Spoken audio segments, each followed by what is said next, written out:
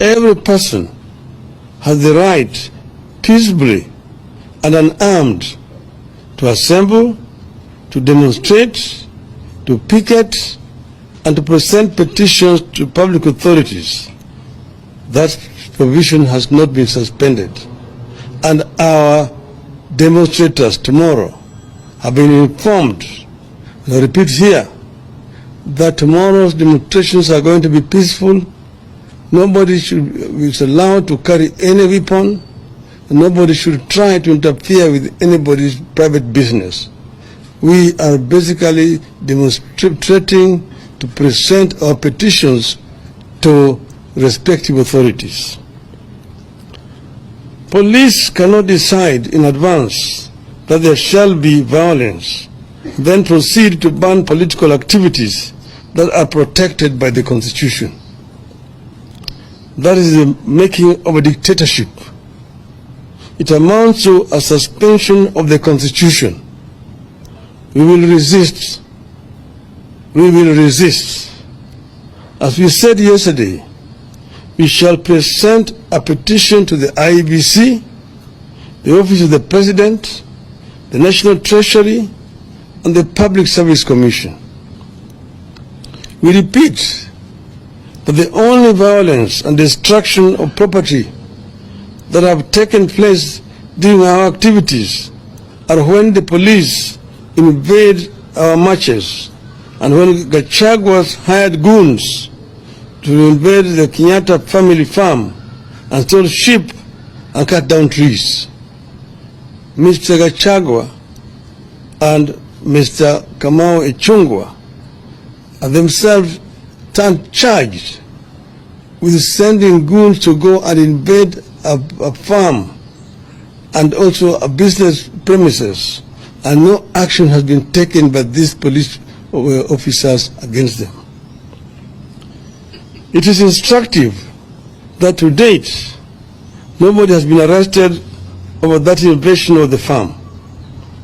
Nobody has been arrested over the destruction of Spectre International factory by goons hired by the same Gachagua. The state cannot purport to ban our activities on the grounds that it is protecting public property, while at the same time sponsoring the destruction of property in another corner of the city. So these demonstrations, as I've mentioned, are going to be peaceful demonstrations. Mr. Ruto, even today, has repeated that they are stand banned, that is going to protect people's property. We assure him there's going to be no destruction of people's properties. That is just an excuse. We assure Mr. Gachagua there will be no destruction of people's properties. Our people who have been told to be peaceful, they're not even going to go to where people's places are. We're not going to markets. We're not going to shops. We say we are going to assemble at the Central Park in the city of Nairobi and march to the IBC headquarters and present a petition there. March to the office of the President along Uhuru Highway and present a petition, and also go to the Treasury buildings. There are no businesses along those streets. So therefore, nobody should come up with the excuse that they are going to protect people's properties tomorrow. They want to take this country to the dark days when people are not allowed to protest or to march. I invite them to see what's happening in France. Citizens have been demonstrating, buying tires on the streets in France, and they are protected by the police. They've been demonstrating in Europe, in Britain. They've been demonstrating in Israel. They've been demonstrating even in Japan.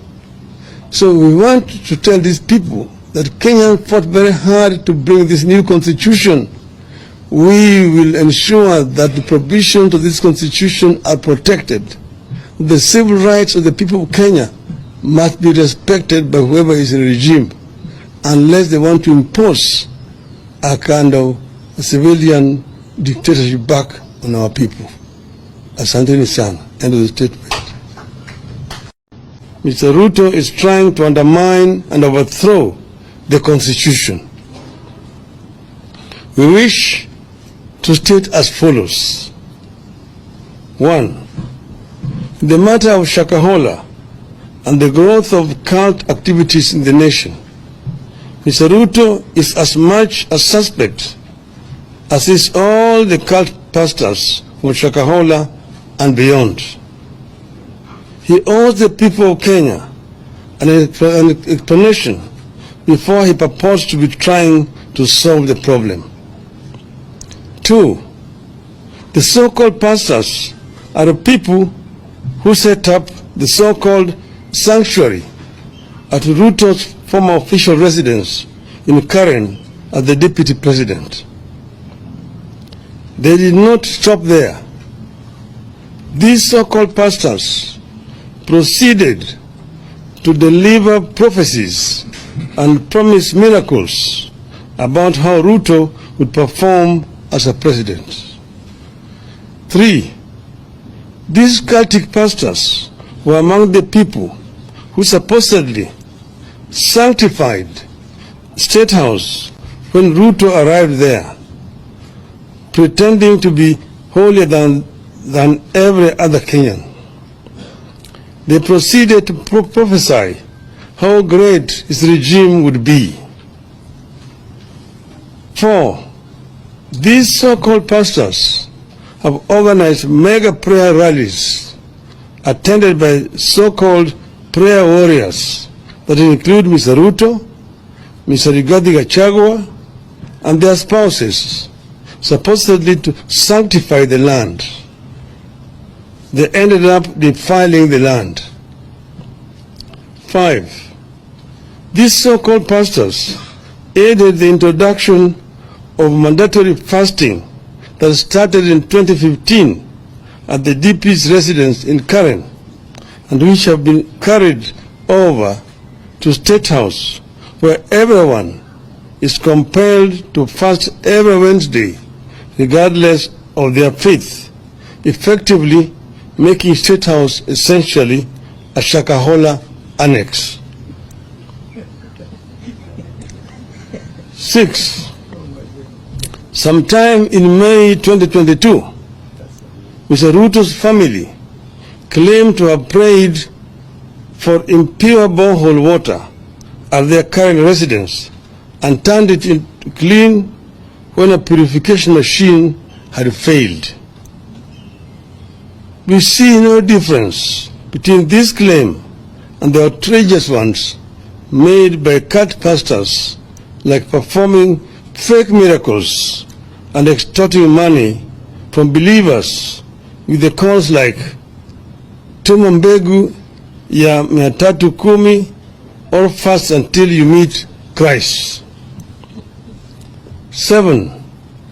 The cult leaders are behind the decision by Ruto to establish a faith diplomacy office where he has gone ahead to provide a list of 100 members to be recruited into Public Service Commission as intercessors, supposedly to pray for counties and the government. Nobody knows the identity, the qualifications of the so-called intercessors, how they were identified, and where they fit in a government where religion and state are separate entities. 8. Ruto is the leader of the cult movement disguised as Christianity in Kenya. Ruto, Gachagua, and their families must tell Kenyans when and how they knew these cult leaders and what they knew about them. 9. Ruto and Gachagua must tell Kenyans how much these so-called pastors contributed to their 2022 campaign. How many times have the so-called pastors accessed a State House since the start of this regime? 10. As we stated at the start, Ruto must know he has no powers to appoint a judicial commission of inquiry, so that option is out. 11. We are all aware that judicial commissions of inquiry have been the tool of choice whenever the government has something to hide, like you believe Ruto does now. 12. Parliament must swing into action, come up with a select committee, and get to the roots of the cultic activities in the country and the abuse of religion for political gain. 13. Parliament must help us establish whether the deaths at Shakahola were acts of rogue pastors, human sacrifices, or body organ trade, and who the beneficiaries were. 14. The DCI may have swung into action late, but since they did, they have been doing a great job in Shakahola. They should be allowed to do their job without interference. 15. The current blanket restrictions placed on independent observers, including the media and civil society, must be lifted forthwith. 16. The state must give the media full access to the scene of crime and various aspects of the investigations. 17. Going forward, Ruto must commit to draw a clear line between religion and state in this country. He has deliberately merged the two to enable his political survival and as the cover-up for his corruption. 18th, on Shakahola, Ruto is as guilty as those he is seeking to investigate. I repeat, he is as guilty as those he is seeking to investigate. The blood of those children who starved to death crying for a spoon of water is in Ruto's hands. On our planned protest rallies,